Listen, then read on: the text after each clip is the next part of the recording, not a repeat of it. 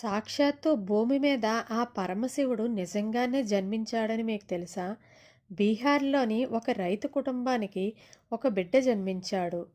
అప్పుడే పుట్టిన ఆ బిడ్డను చూసి అందరూ ఆశ్చర్యపోయారు. ఎందుకంటే ఆ బిడ్డ అచ్చం శివుడి పోలికలతో పుట్టాడు.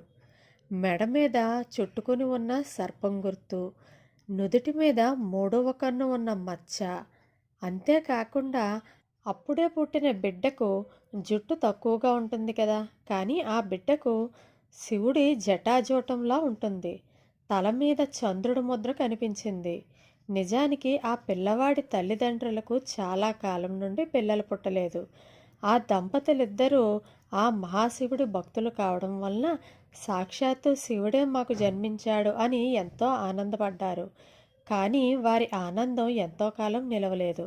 ఒకరోజు వారిద్దరూ నిద్రపోతూ ఉండగా ఆ దంపతులిద్దరికీ శివుడు కలలో కనిపించి, మీకు పుట్టిన సంతానం ఇంకో 2 రోజుల్లో చనిపోతాడు.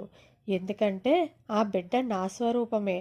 ఆ బిడ్డ చనిపోయిన వెంటనే భూమిలో పాతిపెట్టండి.